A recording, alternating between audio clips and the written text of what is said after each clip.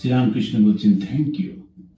উনি 3-4টে ইংলিশ শব্দ জানতেন, তো সেটা একটা উনি ব্যবহার করলেন, থ্যাংক ইউ। তখনকার দিনে ইংরেজি শব্দ বলাটা কিন্তু ধার্মিকদের পক্ষে একেবারে অন্যায় ছিল, কারণ ট্যাবু ছিল, কেননা ম্লেচ্ছ ভাষা, পরদেশী ভাষা। কিন্তু যখন শ্রীরামকৃষ্ণ আসছেন, লক্ষ্য করে দেখুন, উনি কি সারা ভারতবর্ষের কোন সাধু ইংরেজিতে কথা বলতো না, আর উনি নরেনকে বলছেন, এই তুমি একটু এর সঙ্গে গিরিশচন্দ্র ঘোষের সঙ্গে ইংলিশে কথা বলো, কিংবা মাস্টারমশাই, ও খুব শিক্ষিত ছিল, মাস্টারমশাইয়ের সঙ্গে ইংলিশে কথা বলো। নরেন্দ্র ভাবছে আচ্ছা বলতে তো পারি, কিন্তু আপনি তো বুঝবেন না। বলে না, তাও তুমি বলো। এখন এই ওকে কেন বলতে দিচ্ছেন, কেন ওকে ডিবেটিং করতে হবে, বক্তৃতা দিতে হবে, সেই জন্যে উনি ইন্সপায়ার করছেন। আর একটা, মনের মধ্যে যেন এই ভাব না থাকে আমি সাধু হয়েছি। তখন নরেন সাধু না, ছাত্র, কিন্তু পরে যখন সাধু হবে বলে কেন আমি ইংরেজি শিখবো, কেন ইংরেজিতে বলবো, সাধুরা ইংরেজি বলে না, একদম না। সেই জন্য পুরো ইংরেজিটা শেখাচ্ছেন। ওই ইংরেজি যদি স্বামীজি না জানতেন, হিন্দু ধর্মটা সম্পর্কে পৃথিবী জানতেও পারত না। যারা বিবেকানন্দের বিরোধী বা কিছু তারা হয়তো বলতে পারে, কিন্তু সত্যি সত্যি নতুন শঙ্করাচার্যের পরে নতুন ভাবে হিন্দু ধর্মটাকে পুনঃপ্রতিষ্ঠা করা, এটা বিবেকানন্দ করেছে। একটা নতুন হিন্দু ধর্মের জন্ম দিয়েছে, যেটা আমার শিষ্যা মার্গারেট নোবেল, সিস্টার নিবেদিতা লিখেছেন, যে একটা নতুন হিন্দু ধর্মের জন্ম দিচ্ছেন উনি, নতুন ভাব দিচ্ছেন অসাধারণ ভাবে। ভারতবর্ষের মধ্যে একটাই সন্ন্যাসী ছিলেন যিনি ওই ইংলিশটা জানতেন, তো সেই জন্য ওকে চুজ করে ওকে সবাই মিলে পাঠালো। তো ঠাকুর শ্রীরামকৃষ্ণদেব ওখানে তিনি সবার সামনে ওকে বলছেন থ্যাংক ইউ, তোমার হবে, আশীর্বাদ করছেন। কেন? ওর মনটা ঠিক ও বুদ্ধিটা বুঝেছে যে কোনটা আমার কি স্বাধীনতা আছে চিন্তা করবার। ঠাকুর আরেকটা জায়গায় এই কথা মেতেই পাবো, অন্য একটা ভাবে বলছেন, অবশ্য আছে। কিরকম জানো? চেষ্টাটা তুমি করতে পারো বলে একটা উদাহরণ দিচ্ছেন, একদম গ্রাম্য উদাহরণ। বলছেন একটা চাষি তার গরুটাকে বেঁধেছে, যারা যারা গ্রামে এগুলো দেখেছে চুট করে বুঝতে পারবে, নইলে শহরের লোক বুঝতে পারবে না। আর এখানে তো গরু তো দড়ি দিয়ে বাঁধে না, দেখি তো সব এমনি খোলা থাকে। এখন ওখানে হচ্ছে আমাদের দেশের চতুর্দিকে নানান রকম জমি টমি, একটু তার মধ্যে খাওয়াতে হবে গরুটাকে, ওরা এসে গলায় দড়ি দিয়ে একটা বেঁধে দিয়ে যায়। এখন ওই সার্কেলটার মধ্যে গরুটা খেতে পারে। ও একটা গাছতলায় বসে বসে দেখছে, এবারে দেখছে গরুটা প্রচন্ড চেষ্টা করছে আর একটা প্যাচের কাছে যেতে, সেখানে খুব গ্রিন ঘাসটা রয়েছে, সবুজ ঘাস রয়েছে। তো ও দেখে বললো ওই জায়গাটা ঘাসটা রয়েছে, আর গরুটাও খুব চেষ্টা করছে। আচ্ছা, ও কি করলো, একটু দড়িটা আর একটু বড় করে দিল। ওই যে প্রচেষ্টাটা করছে গরু ওইখানে যাওয়ার জন্য, খুব গলাটা বাড়াচ্ছে, মুখটা বাড়াচ্ছে, তখন ওই যে খুলে দিচ্ছেন, তো সেইটা বলছেন এইটা তোমার স্বাধীন ইচ্ছা, আমাকে দাও বলে আমি কান্নাকাটি করছি, এইটা আমার স্বাধীন ইচ্ছা, দেবে কি না ওটা ঠাকুরের ইচ্ছা। যেমন একটা বাচ্চা, ও খুব চেঁচামেচি কান্নাকাটি করছে, আমাকে এটা দাও, এখন ওইটা ওর স্বাধীন ইচ্ছা, ওই কান্নাকাটিটাও করতেই পারে। দেবেন কি না সেটা বাবা মার ইচ্ছা। তো সেই রকম ভাবে আমরা স্বাধীন ইচ্ছা কি খুব করে ঠাকুরকে প্রার্থনা করতে পারি, ডাকতে পারি, কাঁদতে পারি, কিন্তু দেবেন কি দেবেন না সেইটা স্বাধীন ইচ্ছা ঠিক সেরকম ভাবে কিছু নেই। এটা হচ্ছে দ্বৈত ভাব দিয়ে যখন আমরা দেখছি, অদ্বৈত ভাবে কিন্তু এই আলোচনাগুলো আসে না। যখন অদ্বৈত ভাবে বলছে তখন কিন্তু না আছে দেবতা, না আছে ভগবান, না আছে স্বর্গ, না আছে কোনো কিছু। সেজন্য আমরা অনেক সময় মিক্স করে ফেলি অদ্বৈত আর দ্বৈত, এই দুটো একদম পাশাপাশি চলেছে। তো দ্বৈত ভাবটার মধ্যে দিয়ে এই ভাবটা ঠাকুর কথা বলছেন ভক্তদের সঙ্গে, তো সেই জন্য ভক্তরাই ভাবে। অদ্বৈত যখন হয়, ও না করে পুজো, না করে ধ্যান, না কোনো কিছু। কেন? কার ধ্যান করবে? আমি তো সেই পরম ব্রহ্ম, আমি কি করে এখন কৃষ্ণের ধ্যান করবো? তা তো হবে না। সেজন্য কিচ্ছুটি করে না। সত্যি সত্যি অদ্বৈত যারা করেন তাদেরকে আমরা দেখতে পাই না, অদ্বৈতভাবে। ওরা ওই নির্জনে কোথাও গিয়ে থাকেন, ওইভাবে থাকেন। আমি বেলুড় মঠে একজন সাধুকে দেখেছি, অদ্বৈতভাবে সাধু। তিনি ছিলেন বেলুড় মঠের ম্যানেজার। তাকে সবাই বলতো ভরত মহারাজ, খুব পুরনো। তখন আমাদের ইন্দিরা গান্ধী যখন ছোট ছিলেন তখন ওর কাছে এসে থাকতেন। তো উনি ছিলেন অদ্বৈতবাদী, কিন্তু বেলুড় মঠের ম্যানেজার। তো উনি যখন মন্দিরে যাচ্ছেন, ঠাকুরের সামনে গিয়ে হাতটা জোর করতে হবে, প্রণাম করতে হবে, তাতে যাতে না হয় সেজন্য হাতটা পেছনে নিয়ে যেতেন।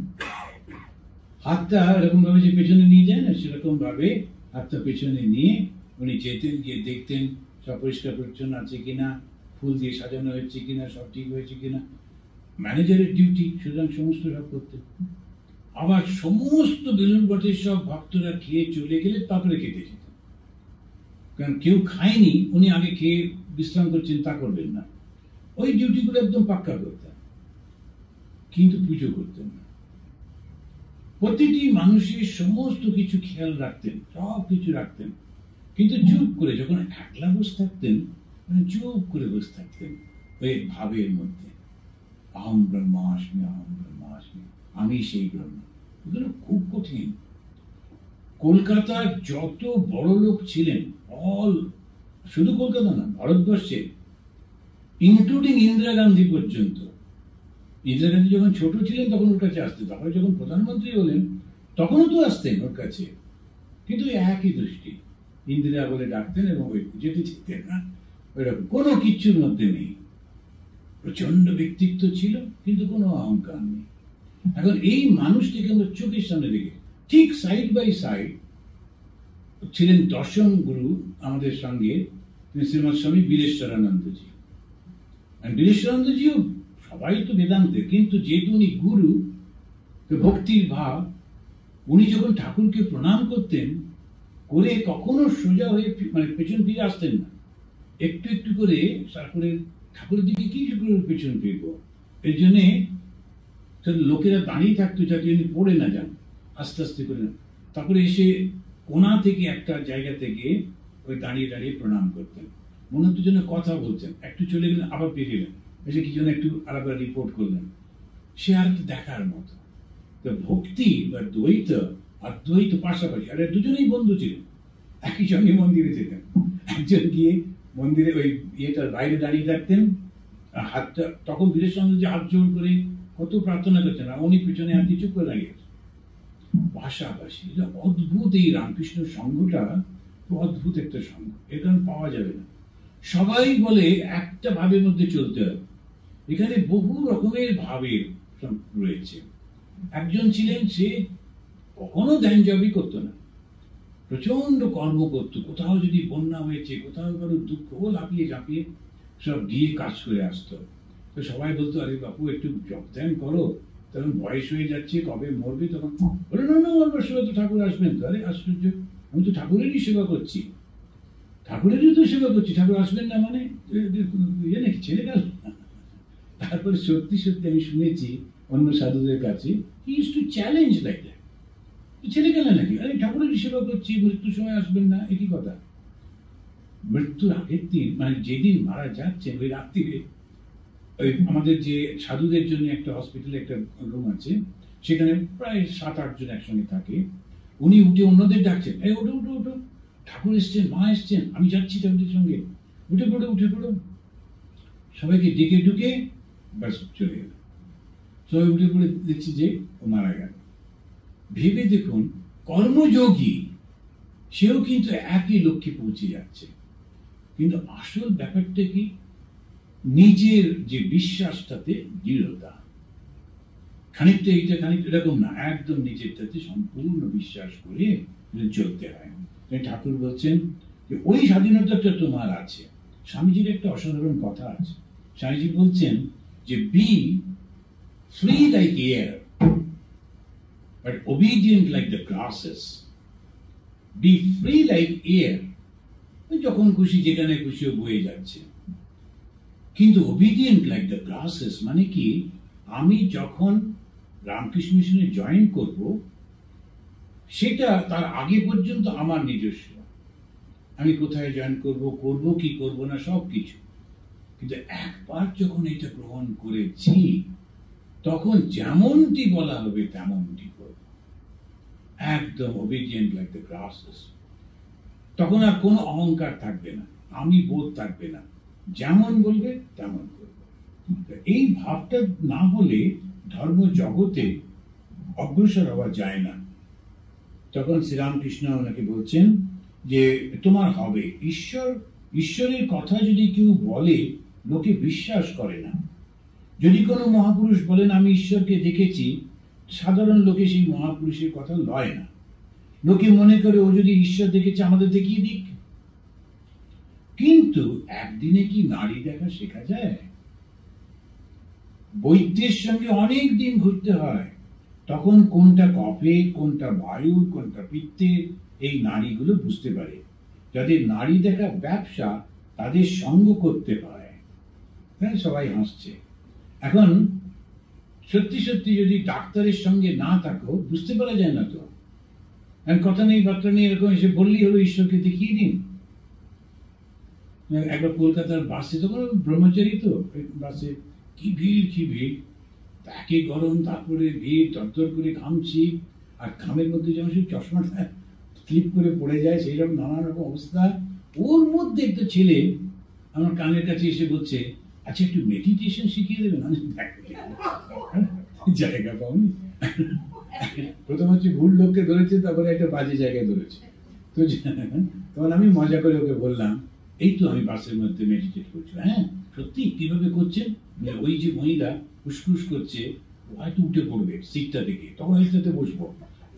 যারা কলকাতার বাসে না যায়নি ওরা বুঝতে পারবে না ওই সিট পাওয়া যে কি কঠিন। সেই জন্যে যে একজন ওই মহিলা সে উসকুস করছে, তখন মনে হচ্ছে যদি ওঠে, আমি ওর কাছেই দাঁড়িয়ে আছি তো, তখন বসবো। তো আমি বললাম ওই পুরো ধ্যানটা আমার ওই মহিলার উপর, উঠছে কি উঠছে না, সেই জন্য এটা ধ্যান করছি। এখন ও কথা নেই বাসের মধ্যে। এখন এইরকম সমস্ত যদি জিজ্ঞাসা হয়, তখন তো সে না দিতে পারে উত্তর, আর না পায় কোনো। এখন উনি বলছেন যে যারা ওইটা করে তাদের সঙ্গে সঙ্গে ঘুরতে হয়, তা না হলে পারা যায় না। আবার বলছেন অমুক নম্বরের সুতো যে সে কি চিনতে পারে? সুতোর ব্যবসা যারা করে তাদের দোকানে কিছুদিন থাকো, তখন কোনটা 40 নম্বর কোনটা 41 নম্বরের সুতো ঝাঁ করে বলতে পারবে। এটা আমি ঠিক জানি না, তবে এটা ঠিকই। আমরা তো অদ্বৈতাশ্রমে বই পাবলিশ করতাম, ওই যে পেপার গুলো কিনতে হয়, সেটা দেখে বুঝতে পারা যেত এটা কত টনের পেপার, কতটা ওজন হবে। 100 পাতার যদি বই হয়, এইরকম যদি পেপার নিই, বইটার ওজনটা বেড়ে যাবে। আর ওজনটা যদি বেড়ে যায়, পোস্টে যখন বইগুলো পাঠাবো তখন পোস্টেজটা বেড়ে যাবে, লোকেরা কিনতে অতটা রাজি হবে না। সেজন্য আমরা এমন একটা কাগজগুলো কিনতাম, যেমন যারা কাগজ বিক্রি করতে আসতো অনেকগুলো ভ্যারাইটি, যেমন ওই শাড়ি কাপড় বিক্রি করতে আসে না, কিন্তু লোকেরা জানে কোন সুতোটা কত কিরকম ভাবে হয়। থাকতে হবে, দেখতে হবে, তবেই ওটা শেখা যায়। সেই জন্য যদি সাধুদের সঙ্গে থাকা যায়, তারপরে পরে বোঝা যায় যে সেটা কোনটা কিরকম।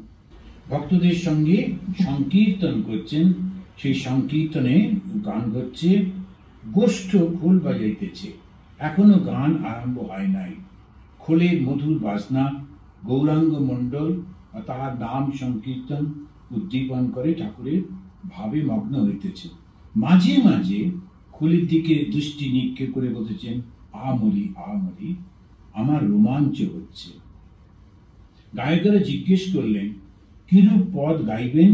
ঠাকুর শ্রীরামকৃষ্ণ বিনীত ভাবে, একটু গৌরাঙ্গের কথা গাও। এই শব্দটা কিন্তু শ্রীরামকৃষ্ণ দেবকে জিজ্ঞেস করছেন আমরা কোনটা গাইব, কারণ ওনার জন্যই তো সবাই। উনি কিন্তু খুব বিনীত ভাবে বলছেন যে আমাকে জিজ্ঞেস করছে, আই এম দ্য বস, তা কিন্তু না। তখন উনি বলছেন একটু বিনীত ভাবে যে একটু গৌরাঙ্গের কথা করো। তো গৌরাঙ্গের গান হচ্ছে, তো গৌরাঙ্গের কথাটা বলতে গিয়ে উনি যেমন আমাদের সে কীর্তন আরম্ভ হলো। আমার মনে হয় আমরা এই পর্যন্ত শেষ করি, পরে আবার আমরা এটা থেকে আলোচনা করব।